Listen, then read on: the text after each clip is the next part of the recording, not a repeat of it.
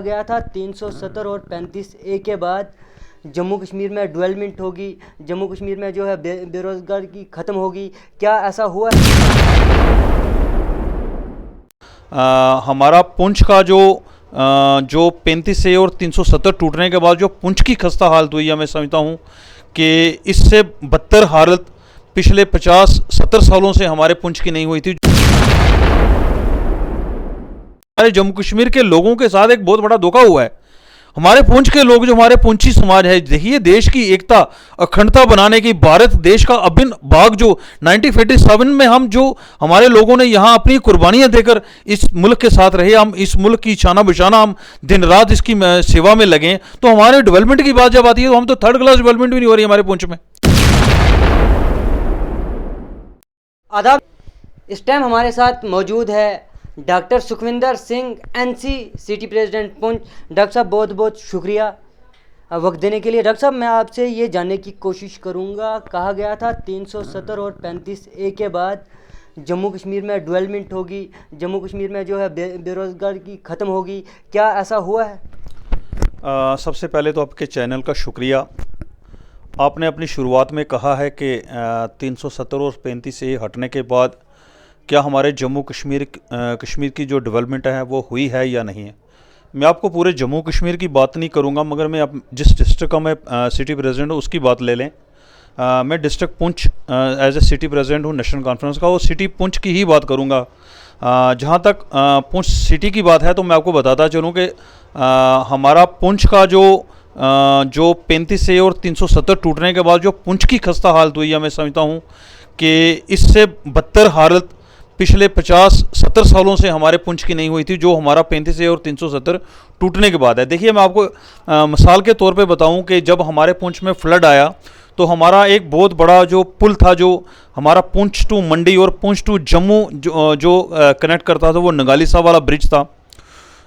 उसकी हालत मैं आपको बता दूं कि उस वक्त जब वो पुल टूटा तो उस वक्त जो ब्रिगेड था, जो आर्मी थी, उन्होंने हमें एक टेम्परेरी पुल लगा के दिया, जिसकी वजह से हमारा जो मंडी के साथ कनेक्टिविटी हुई और हमारी जो कनेक्टिविटी जम्मू के साथ जो इस रूट से हुई। आज 10 साल हो गए, 10 साल होने को हैं, तो मैं समझता हूं कि 370 और 35A टूटने को जो जितना टाइम हो, उस पुल पे 1 रुपये का काम नहीं हुआ है ना। उस पुल की तरफ कितनी VIP मोमेंट्स होती हैं जम्मू कश्मीर के, जितने भी लीडर आते हैं उस पुल के ऊपर वो हमारा जो पीछे एक बहुत बड़ा हिस्टोरिकल प्लेस जो है, जैसे बुढ़ा अमरनाथ, हमारा नगाली साहब, साईं मीरा, वो वहाँ पे जाते ज़रूर हैं, वोट मांगने के लिए भी जाते हैं, बड़ी बड़ी बातें करते हैं, मगर अफसोस की बात कि वहाँ उन जो पुल से गुजरते हैं, किसी ने एक नज़र तक लगा के नहीं देखा कि क्या इस पुल की जो खस्ता हालत है क्यों है, किसकी वजह से है।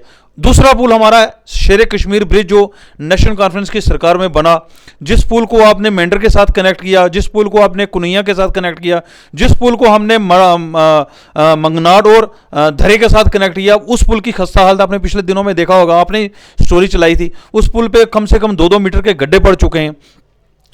तीसरा पुल जो है हमारा बना, जो हमारा जो इंटरनेशनल बॉर्डर पे जो हमारा ट्रेड होता था, जो हमारा पुंछ टू लेकर चक्का दा बाग तक चलता था पुल, वो उसकी आप खस्ता हाल देखें कि वो उसके साइड के ट्रैक जितने भी थे वो ट्रैक टूट गए। आज तक उस पर वो पेपर वर्क में तो काम, वो उसमें समझता हूँ कि हर साल होता है, उस पर जब 31 मार्च आती है तो तब तो उसका काम तो होता ही होता है, मगर वो पेपर वर्क में होता है। वो जो ग्राउंड रियलिटी जो है, मैं समझता हूँ कहीं ना कहीं वो डेवलपमेंट खस्ता है। एक इन दिनों में बहुत चर्चा में पुल रहा जो हमारा धगवार मल्दियाना में रहा, उसकी दोनों साइड की जो कनेक्टिविटी है आज तक नहीं डिस्ट्रिक्ट एडमिनिस्ट्रेशन बना सकी। तो आप डेवलपमेंट कहाँ और किस डेवलपमेंट की बात करेंगे? मैं समझता हूँ कि हमारे जम्मू कश्मीर के लोगों के साथ एक बहुत बड़ा धोखा हुआ है। हमारे पुंछ के लोग, जो हमारे पुंछी समाज है, देखिए देश की एकता अखंडता बनाने की, भारत देश का अभिन्न भाग जो 1947 में हम जो हमारे लोगों ने यहाँ अपनी कुर्बानियाँ देकर इस मुल्क के साथ रहे, हम इस मुल्क की शाना बशाना, हम दिन रात इसकी सेवा में लगे। तो हमारे डेवलपमेंट की बात जब आती है तो हम तो थर्ड क्लास डेवलपमेंट भी नहीं हो रही हमारे पुंछ में। मैं समझता हूँ कहीं ना कहीं हमारे पुंछी समाज को ये बहुत बड़ा धक्का है। डॉक्टर साहब, अगर पंचायतों की बात करें, अभी ये बैक टू विलेज का था, और भी बड़े प्रोग्राम हुए, 31 मार्च से पहले ही प्रोग्राम हुए, कहा गया कि प्रोग्राम होंगे, उसके बाद जो है फंडिंग होगी। क्या लग रहा है गाँव में या पंचायतों में ऐसे डेवलपमेंट काम हुए हैं या लोगों को कुछ फ़ायदा मिला है इन कामों से जो गाँव में हुए? पर लोगों का ये भी कहना है कि गाँव में कोई काम नहीं हुआ है, कागज़ों पे काम है, ग्राउंड लेवल पे कोई काम नहीं है। क्या कुछ कहना चाहेंगे? सर यही देखिए ना डेवलपमेंट, आखिर बैक टू विलेज इन्होंने चलाया था कि हमने जितने भी लोग हैं वो गांव में फिर बसाने हैं, गांव को खुशहाल बनाना है। गांव को आप कैसे खुशहाल बनाएंगे अगर आपकी रोड कनेक्टिविटी ही बुरी है? आप मंडी मेन रोड लीजिए, आप हमारे पूंछ टू मंडी, क्या जब बीजेपी सरकार आई, जो हमारा 35 से और 370 टूटा, उन्होंने कहा था कि हमने गांवों तक बिजली, पानी, सड़कें, रोडें, हर चीज़ देनी है। क्या वो बना? पूंछ का दिल है मंडी। मंडी एक ऐसा जिला है जहां से हमारे एमएलए एमएलसी सारे पूंछ को जितनी सियासत हमारे मंडी से शुरू होती है। तो क्या आप देखेंगे वो 370 पेंसिल टूटने के बाद क्या जो वादे किए गए थे वो क्या हुए? आप अलग पंचायतें, जितनी भी हमारी पंचायतें पूंछ में, आप उसकी बात करो, आप पंचायतों में जाके ग्राउंड में देखेंगे ना, तो मैं समझता हूँ कहीं ना कहीं बड़ी बुरी हालत है। कुछ भी नहीं हो रहा है जरूर, वो पेपर वर्क में बहुत अच्छा हो रहा है। पेपर वर्क में तो मैं समझता हूँ कहीं ये ना हो कि हमारा पूंछ है वो स्मार्ट सिटी हो, ये डिक्लेयर ना कर दें एलजी साहब के सबसे ज़्यादा अगर खुशहाल एरिया है, अगर कोई डिस्ट्रिक्ट है वो पूंछ है, जो वो हमारा जो है वो मैं समझता हूँ कि सबसे ज़्यादा खूबसूरत सिटी है जो हमारी पूंछ है, और पंचायतें हमारी पूंछ की हैं। देखिए बहुत बड़ा धोखा है हमारे पंचायतों के साथ। मैं आपके मीडिया के माध्यम से हर उस शख्स से जो हमारे पूंछ का एक वोटर है उससे अपील ज़रूर करूँगा, ये लोग आपके पास ज़रूर आते हैं, आप इनको पकड़िए, जितने भी डेवलपमेंट ऑफिसर आते हैं आप इनको पकड़िए और बताइए कि क्या काम हो रहा है। सिर्फ ये नहीं कि कुछ लोग अपना सियासी फायदा लेने के लिए, मैं भी किसी सियासी पार्टी से ताल्लुक रखता हूं, मैं भी कहता हूं आपकी अगर नेशनल कॉन्फ्रेंस के प्रति कोई भी शिकायत है आप कीजिए कि आपने काम नहीं किया है। अगर आपके पास अब ऑफिसर आते हैं तो आप उनको जरूर पकड़ें, उनको अपनी चीजें बताएं कि हमारी जो डेवलपमेंट है पंचायत की नहीं हो रही है, पंचायती राज जो होना चाहिए था वो नहीं हो रहा है, सिर्फ पेपर वर्क में बहुत अच्छा हो रहा है। डॉक्टर साहब, जम्मू कश्मीर का लास्ट अंग जो है डिस्ट्रिक्ट पुंछ माना जाता है और डिस्ट्रिक्ट पुंछ है। अगर बात करें, आए दिन एक्सीडेंट होते रहते हैं, हादसे होते रहते हैं, गाँव मंडी की बात करें या सौजियाँ या लोरन की बात करें, हादसे होते रहते हैं। हमारे पास डिस्ट्रिक्ट हॉस्पिटल पुंछ है, क्या वो फैसिलिटी उन मरीज़ों को मिलती है जो जम्मू हॉस्पिटल में मिलती हैं, श्रीनगर में हो या रजौरी में हो, क्या वो पुंछ में मिलती है? सर फिर वही बात है कि डेवलपमेंट देखिए कि ये जो हमारा हॉस्पिटल है, ये एक पुराना राजा साहब ने हमें दिया था, राजा सुखदेव सिंह जी ने ये हॉस्पिटल बनाया था।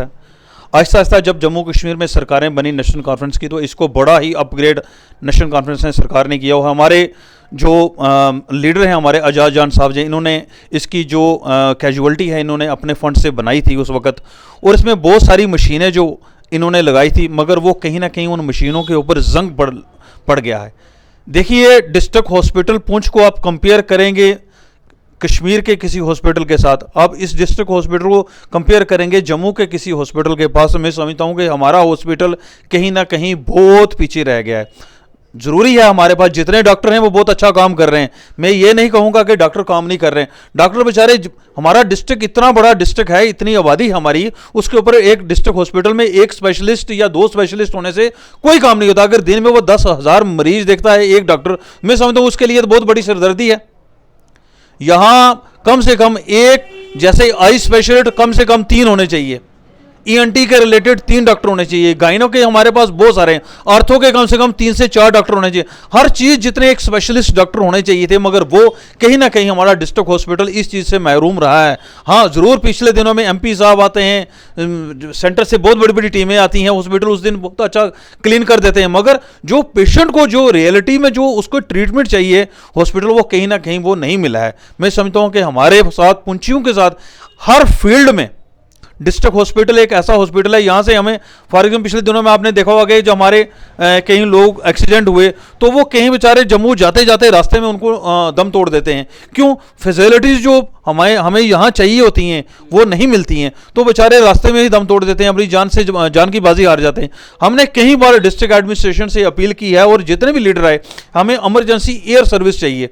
एयर सर्विस हमें एक जहाज़ चाहिए, अगर किसी का एक्सीडेंट होता है तो कम से कम पेशेंट से पैसे लिए जाए, और जो जितना खर्चा हो मैं समझता हूँ वो डिस्ट्रिक्ट डेवलपमेंट कमिश्नर को करना चाहिए था, क्योंकि हमारी लोगों की जान बड़ी कीमती जान है। हम लोग बॉर्डर पे रहने वाले लोग हैं, हम देश की एकता अखंडता बनाने के लिए दिन रात बॉर्डरों पे रहे खड़े हैं। सर आपने जहाज़ की बात की, जहाज़ तो दिया है? जहाज दिया सर, उसके इतने पैसे 25 से 30 हज़ार एक गरीब आदमी बेचारा कहाँ से लाएगा एक जहाज 25 से 30 हज़ार देने के लिए? मैं समझता हूँ कि इसके लिए कम से कम मिनिमम चार्जेस होने चाहिए थे, मिनिमम चार्जेस होने चाहिए थे। और जितनी भी, अगर रोज़ तो कोई जहाज़ में जाएगा नहीं, ये भी समझता हूँ। इमरजेंसी अगर किसी को ज़्यादा प्रॉब्लम आती है, जिसको शिफ्ट करना ही पड़ता है 1-1.5 घंटे, जिसकी बेचारे की जान आखिरी स्टेज पे होती है, उसके लिए जहाज़ होना चाहिए। उसके लिए यार 25-30 हज़ार अगर आप मांगेंगे तो बेचारा कैसे पूरा करेगा? ट्रीटमेंट करवाना होता तो वो खुद क्यों नहीं जाता अगर किसी को प्रॉब्लम पड़ती है? जहाज़ दिया है जी, दिया है, वो वीआईपी लोगों के लिए वो 30 हज़ार खर्च सकते हैं, एक आम गरीब आदमी नहीं कर सकता। मैं समझता हूँ इसके ऊपर उनको वापस एक बार सोचना चाहिए, और कम से कम चार्जेस 3 से 4 या 5 हज़ार होना चाहिए एक आदमी को। चलो वो चला अपनी जान बचाने के लिए, और हमारा जो डिस्ट्रिक्ट डेवलपमेंट कमिश्नर हैं वो उसका खर्चा करें।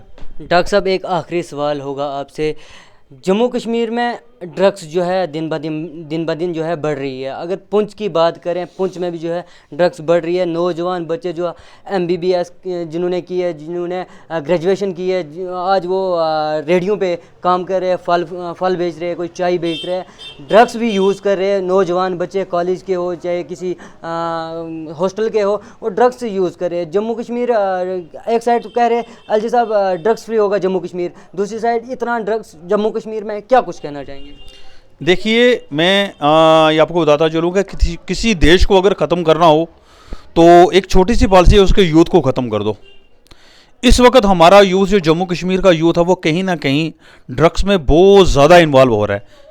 मैं ये नहीं कह रहा हूँ कि उसकी सबसे बड़ी मजबूरी ये होगी है कि वो अनएम्प्लॉयड है इसलिए वो ड्रग्स बेचेगा। मैं कभी इस चक्कर में कभी मैं फेवर में नहीं बोलूँगा, मगर कहीं ना कहीं उस बेचारे का अनएम्प्लॉयमेंट का कोई ना कोई ऐसा माफिया है जो उसके पीछे खड़ा है। उसका फ़ायदा उठाने के लिए वो अनएम्प्लॉयड लोगों को आगे लगा के बच्चों में ड्रग्स, इन दिनों में बहुत ज़्यादा ड्रग्स हमारे जम्मू कश्मीर में जो है। मगर हमारे पुंछ की एक बहुत बड़ी, मैं मुबारकबाद देता हूँ हमारे SSP पुंछ को। पिछले दिनों में बहुत बड़ी रिकवरी की है ड्रग्स के रिलेटेड, बहुत ज़्यादा रिकवरी होती है।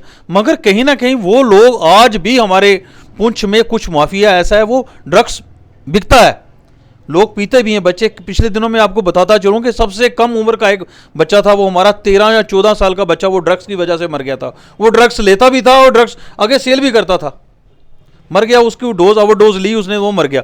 मगर बड़े अफसोस की बात है, मैं समझता हूँ कि आने वाला हमारा यूथ है कहीं ना कहीं ये गलत राह की ओर चल रहा है। इसमें हमारे जो सेंटर के जितने भी लीडर हैं, ड्रग्स को रिलेटेड एक सख्त से सख्त कानून होना चाहिए। मैं समझता हूँ कि आपके मीडिया के माध्यम से मैं LG साहब से भी अपील करूँगा कि इसके ऊपर, मैं समझता हूँ कि सारी ज़िंदगी अगर कोई बेचने वाला है, अगर पकड़ा जाता है, सारी ज़िंदगी उसको जेल में डाल दो। वो दूसरे तीसरे महीने बाहर आ जाता है, फिर वो काम कर दो। उसे पता है इसके कानून में इतना आया ही नहीं, उसके इतनी सज़ा ही नहीं है। 3 महीने अगर उसको सज़ा होती है, फिर उसको छोड़ दिया जाता है, वो फिर आता है, फिर करता है, फिर आता है। ये एक धंधा बन चुका है। लोगों को पता है मैं जाऊंगा 2 महीने चला जाऊंगा, 1-2 करोड़ रुपए का काम कर दूंगा, कोई बात नहीं, पीछे फिर आ जाऊंगा। इसलिए मेरे आपके मीडिया के माध्यम से ये अपील है LG साहब से कि इसके ऊपर सख्त से सख्त कानून बनाइए, खास तौर पर हमारे जम्मू कश्मीर के लिए।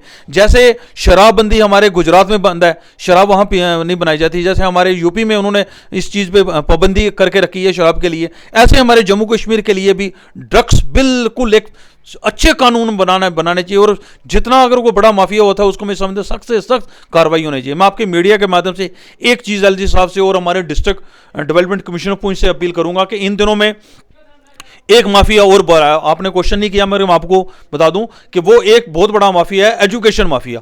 देखिए, मेरे खुद के बच्चे के किसी स्कूल में पढ़ते हैं, तो मैं जब हमने यूनिफॉर्म लाई और जब उसकी बुक्स लाई, तो वो LKG के बच्चे के लिए अगर यूनिफॉर्म और अगर उसकी बुक्स 4 या 5 हज़ार रुपये की आती है, मेरे जैसा बंदा तो अफोर्ड कर सकता है, मगर एक गरीब बेचारा, मैं समझता हूँ कहीं ना कहीं वो एजुकेशन से भी महरूम रह जाएगा। इसलिए हमारे आपके माध्यम से मैं ये डिस्ट्रिक्ट डेवलपमेंट कमिश्नर से अपील करूँगा कि इस चीज़ के ऊपर टीम बनाई जाए। इन दोनों में आप देखिए, कुछ दुकानें रखी हैं इन्होंने, हर एक स्कूल ने एक अपनी खास दुकान रखी है और 1-1.5 किलोमीटर स्कूल से दूर रखी है। पहले था कि वो स्कूल में सेल करते थे, मगर अब उन्होंने दुकान रखी है दूर, दुकान स्कूल वालों की है। एक माफिया है वो स्कूल वालों का ही है। वही एक कॉपी जो हम बाजार से लेंगे वो 10 रुपए की है, वही स्कूल के थ्रू लेंगे वो 20 रुपए की हो जाएगी। वही पेन जो है बाजार में 2 या 5 रुपए का आएगा, वही स्कूल से लेंगे तो 20 रुपए का आ जाएगा। ये एक बहुत बड़ा माफिया हमारे बीच आ गया है। ये कहीं ना कहीं हमारे गरीब लोगों का हरासमेंट है। मैं समझता हूँ इस चीज़ के ऊपर भी आपको एक टीम बनानी चाहिए। ये नहीं कि आपको न्यूज़ पहुंच गई, आपने देखा फलां आदमी बोल रहा है, चलो बोलने दो यार, इनको क्या कर रहा है, इनका काम ही बोलना है। मगर आपको काम करना है हमारे पूंछियों के लिए। हमारा पूंछ बहुत पीछे बैकवर्ड लोग हैं, हम गरीब लोग हैं, हमारे दिन भर दिहाड़ी करने वाले लोग, मजदूर लोग हैं हमारे यहाँ के, जो बेचारे अपने बच्चों को एजुकेशन दे रहे हैं। इस चीज़ के ऊपर बहुत सख्त से सख्त कार्रवाई होनी चाहिए। बहुत बहुत शुक्रिया डॉक्टर साहब। ये हमारे साथ थे डॉक्टर सुखविंदर जी, इन्होंने अपना वक्त दिया। आपकी क्या राय होगी कमेंट बॉक्स में ज़रूर रखें। मुझे दीजिए इजाज़त, खुदा हाफिज़।